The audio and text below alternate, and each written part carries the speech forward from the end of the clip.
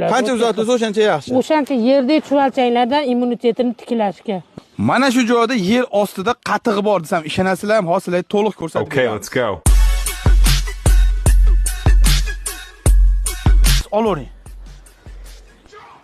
Mana shu qatiq bo'ladi. Ya'ni juda ko'pchilik unutib olgan qatiq bo'ladi. Bu nimalarga foyda bu? Immunitetga, asosiy sariq kasalga, qoni kamga, davleniya hamma yo'qqa, tovoni og'riganga tovoniga baylasa, hamma yo'qqa menimda. Ya'ni 50 yil, 100 yil oldin, 50 yil, 100 yil oldin ko'pchilik unutib olgan narsa, ko'pchilik mashina qilib davolanardi, to'g'rimi? Hozir yana buni qilinyapti mana. Ko'rdilaring? Necha kun turdi bu? 10 kuncha turdi. 10 kun, 12 kun mana yer ostida turdi. Buni endi ichini bitta ochaylik mana shu yerda. Hozir mana. Qaranglar mana, tabiiy holat men ushlab turaman. Oling-da.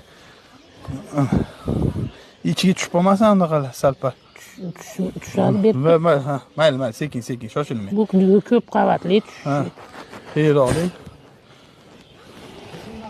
Mana. Toza suzma. Toza suzma bo'lib qoladi. Naturalniy, haqiqiy. Bu hali kasalliklarga hamma yoqqa olinadi. Qaranglar.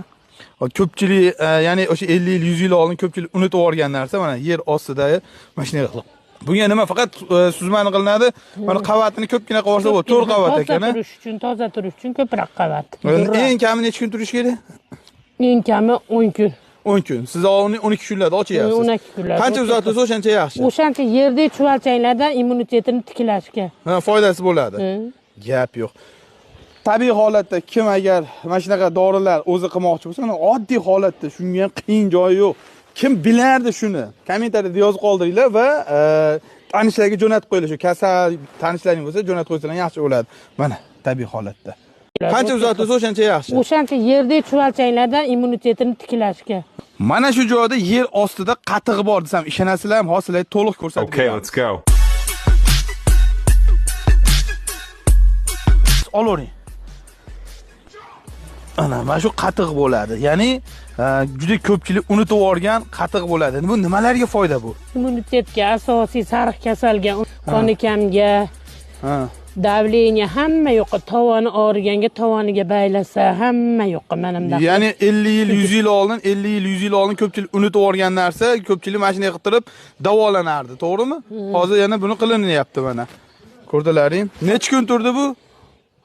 10 kuncha turdi. 10 kun, 12 kun mana yer ostida turdi. Buni endi ichini bitta ochaylik mana shu yerda. Hozir mana. Qaranglar mana, tabiiy holat men ushlab turaman. Oling-da. İçiga tushib qolmasin undaqalar salpa.